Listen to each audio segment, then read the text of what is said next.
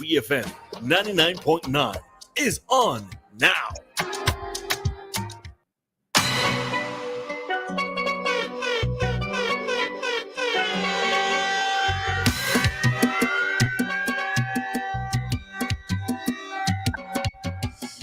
All righty. Good morning, folks. We are here with you for another activated morning for today, Thursday. Thank God it's Thursday. Yes, it's one more day closer to the weekend, and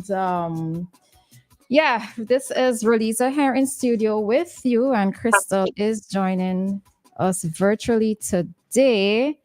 So, good morning to you, Christal. Good morning, Roleza. How are you? I'm okay, as best as can be. Technology again. Multiple things at this point in time. So I trust that everybody is having a good one. Yes, it's only Thursday morning, and yes, it's not even 7:30 as yet. But sometimes they say the way in which we start the day is the way in which the day is going to progress, right? So maybe if we start with a positive mindset, hopefully it will continue to be a positive one. So for those of you who are on your way to work, trust that you would arrive safely, have a productive one today, and make it back home safely as well, right? Christal? Indeed. Yeah, I share those sentiments. More than likely. I mean, I think it's just like perspective. And to be as optimistic as possible. Because troubles will always come, unfortunately. Yeah. All right. Good morning, Anne. Yes, as Crystal said yesterday, Anne, you need a trophy because you're always generally first on the WhatsApp to greet us on the morning as well as on the stream. So, of course, we always appreciate it. We know that there are many other listeners out there, but just that Anne is one of those persons who would generally quickly respond or message us to let us know of her presence, right? But you are all very much appreciated and you are all our MVPs. Okay. Yeah, because I would have been upset, man. We appreciate everybody who gives us both positive and constructive criticism. It's all welcomed, right? Because it's just to be able to allow us to develop and to grow and to become better individuals. All right. All right. So, on a point of clarification in relation to yesterday, we would have spoken about BRAGSA and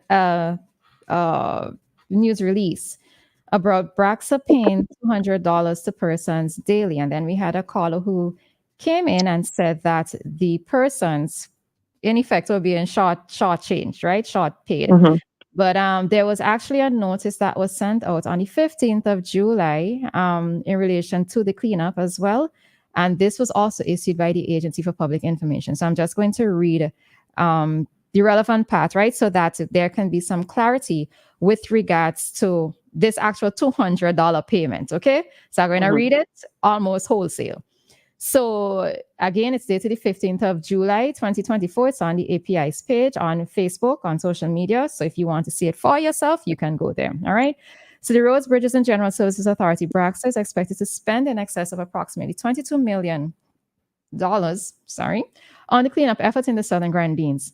Speaking on radio on Sunday, Dr. Gonsalves said BRAGSA is going to need approximately 300 people engaged in the cleanup effort and encourage able-bodied men and women to be part of the cleanup campaign in Union Island. BRAGSA will be offering $200 EC per day.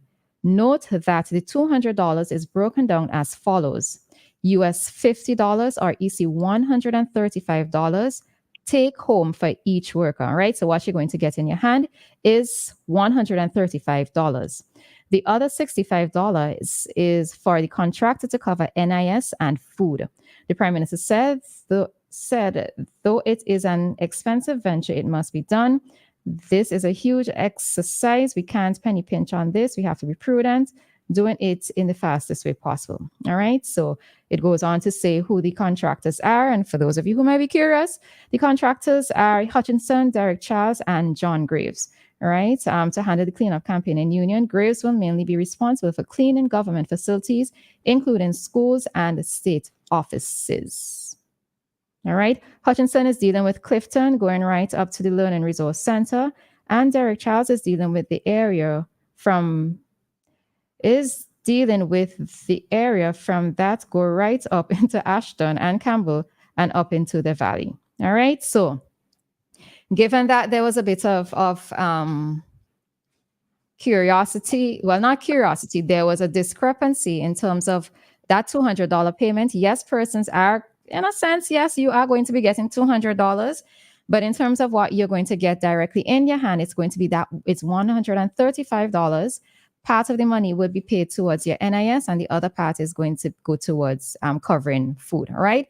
So for the 300 able-bodied persons, both men and women, who are being called upon to effect the cleanup activity within Union Island, that is what that is how the money is going to be spent or split up. All right. So essentially, it's gross and net pay. That's the difference. Correct. I think some people owe some contractors an apology at this point because they went as far as calling names and so on and accusing them of pinching on the money. So I hope the same people who are upset with the differences are now going to apologize.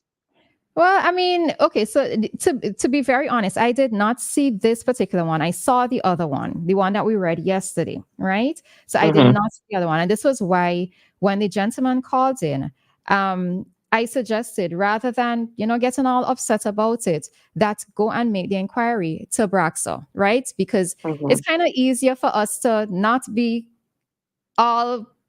get hot-headed about situations when we could probably just speak to whoever directly to get clarification, right? So again, honestly, I did not see this other one, the one that we just read this morning. So maybe yes, an apology could be offered, but sometimes this is also where having conversations with the direct individuals would help to bring clarity or clarification to certain situations. Yesterday, like I said, I was a little bit confused as to how we got to this point, but I think people just need to be careful and communicate as best as they can.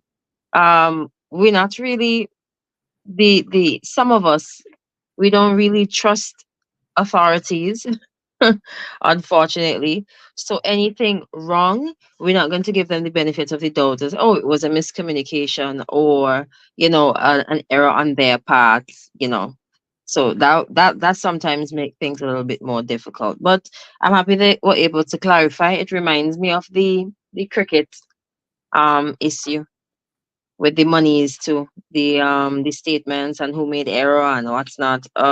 With so easy to get out of hand. With the caterers you're talking about? No, not the caterers. The amount of money to be spent on the project itself. Okay. Yeah, one figure was said, and then it was said as, oh, it's not EC, it's US. It's not US, it's EC. All kind of shippiness.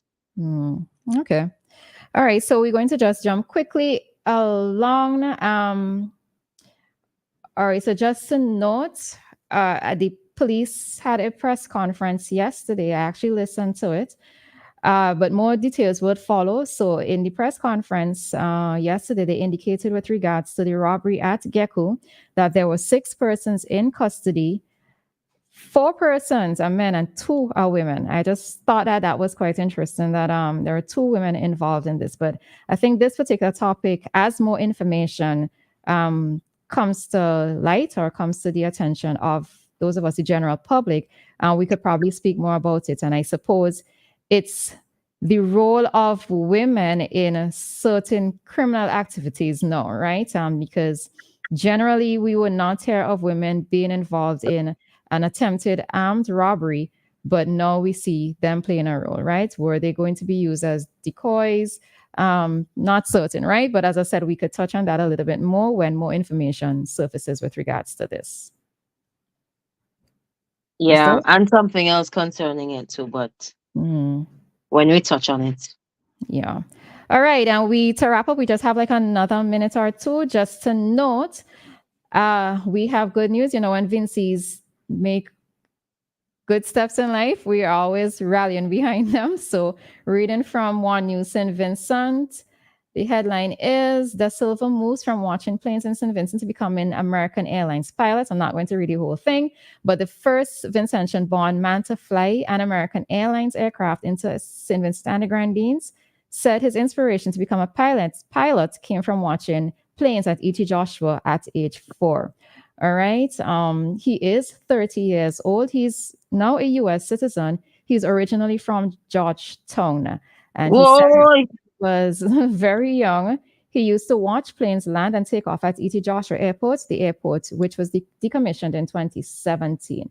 Right. He said it was an honor to have flown into AIA yesterday, I think is when it happened. All right. So just to give a bit more details with regards to him. He said it was a tough journey to become a pilot. He said it takes a lot of studying, a lot of work, but it's like something you have, but it's like something when you have a passion for it, you don't even notice the amount of work and effort that you're putting into it because it doesn't feel like work at that point, which is very true, right? Just to continue, he began his formal education at the C.W. Prescott School, but migrated at the age of 5, right? So even though he spent a considerable amount of time in the U.S., he's a U.S. citizen. He was born here, so we still accept him and we still properly claiming him, all right? So we're still behind him and supporting him and congratulating him on his recent achievement in terms of flying into the AIA, the first male, right? Just a reminder, though, that on December 7, 2023, Mrs. Rochelle Roach Lanza became the first female-born Vincentian American Airlines pilot to fly into SVG. All right. So we had one female and now we have one male. So of course. She's from the Grenadines, right? And she is from Beckway. She's from Beckway. Yeah. All right. So she's from Beckway and he's from Georgetown. So yeah. Big them up, big them up, big them up. We love and we're happy and we're proud of Vincy's who are overseas making their mark here in SVG. So yeah. Yes. Yeah.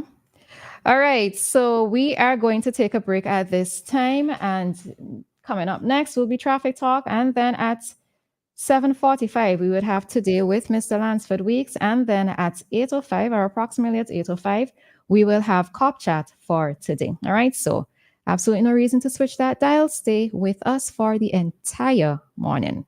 Shop at Lanes, where you can